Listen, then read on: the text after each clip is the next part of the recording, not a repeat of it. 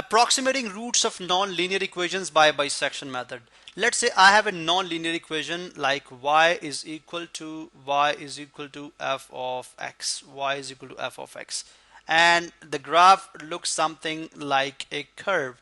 This is my y-axis and this is my x-axis, and it graphs look something like this. This is my curve. So I'm interested in finding out the value of x for which f of x is going to be equal to 0, or the points where the curve touches x axis. These points are known as roots of this equation or zeros of this function. So I can put it in this way. I have to evaluate this value of x. I have to approximate this value of x. How can I do that using bisection method? So that's the question. First of all, I have to take a rough approximation, but they should lie within the neighborhood of this real root value. I'm going to say like the neighborhood won't be the delta x something like this. It would be, it can be a bigger value. Like I can say my first approximation should be x naught. So if I evaluate this function at x naught, it gives me, as graph suggests, it gives me f of x naught is greater than 0. That means it gives me positive value because it's lying toward the positive y-axis.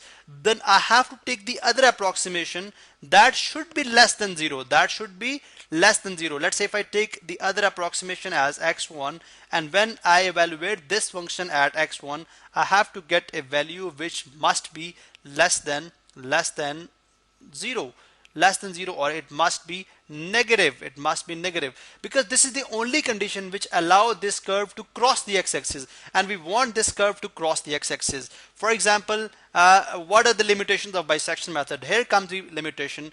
If the curve is not crossing the x-axis, it's rather coming towards x-axis, and after touching it going upward, we cannot apply bisection method, because in this case, if you're going to apply, if you're going to take two approximation in the neighborhood of the real root, actual root, then you are going to get f of a and f of b both as positive values. So this is, in this case, bisection method is not applicable. Similarly, the other case could be where bisection method is not applicable is the case when you got a curve like this.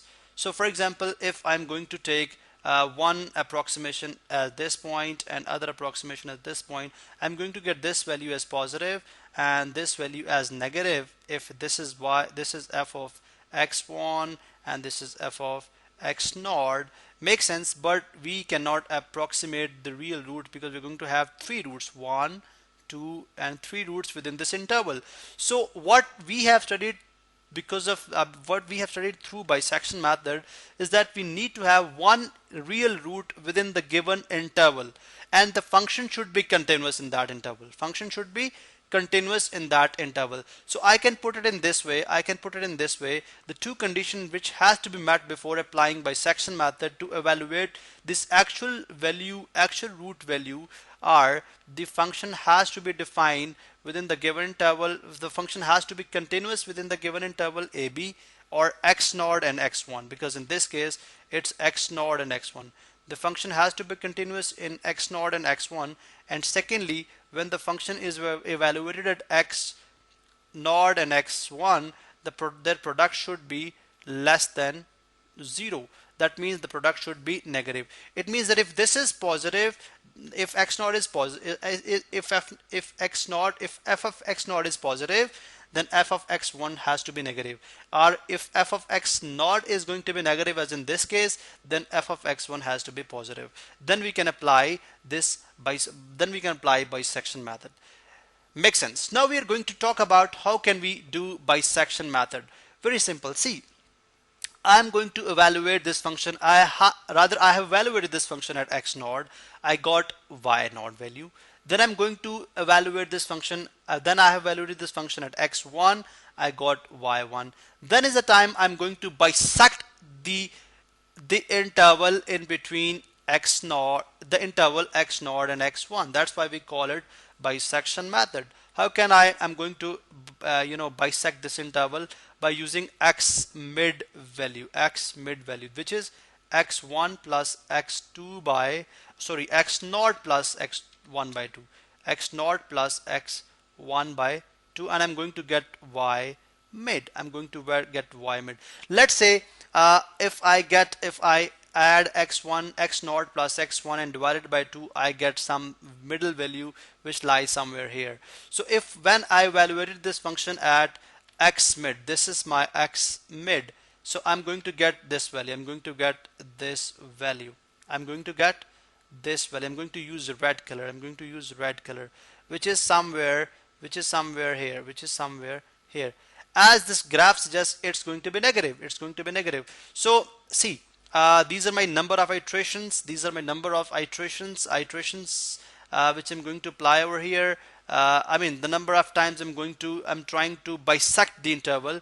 This is number one time I'm going to bisect the interval. Let's say this is my, when I put x naught, I got a positive value. When I put x1, I got negative value. So once I'm going to do the mid, I'm going to find the midpoint of the interval x naught and x1. I got x mid, which is x naught plus x1 by 2. This is x mid. So once I evaluated this function at x mid, I got y mid, which is negative in this case, So next time I'm going to replace negative with negative, because x naught plus x1 by 2 is going to get me negative value, and x naught and y positive would stay as same. Because see, on graph, if you look at the graph, now I know that my root lies within x mid and x naught.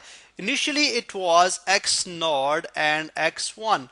The interval was the actual root was lying within x naught and x1, but now I understood that it is lying within x naught and x mid, and now I'm going to break it. See, I have come closer to the actual root value. Now I'm going to find the midpoint of x naught and x mid. The next step is I'm going to find midpoint of x naught and x naught and x mid. This is my first iteration.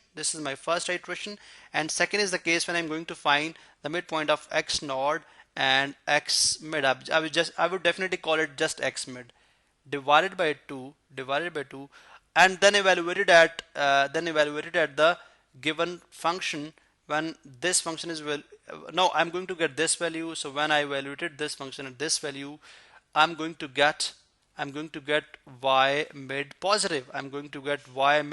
positive. So it means that I'm going to replace x naught with this x mid, which is going to be positive, x mid prime. I can say x mid prime. It means that I have come closer from the left side as well. Initially I have come closer from the right side. Now I have come closer from the left side as well. So in this way, now I can say my actual root lies within x mid and x mid prime and x mid.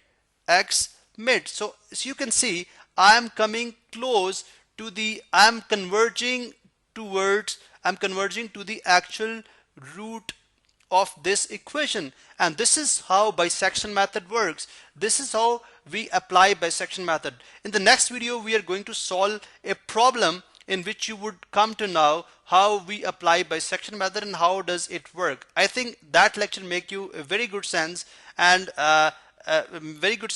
this and which would definitely help you in approximating the non-linear the roots of non-linear equations.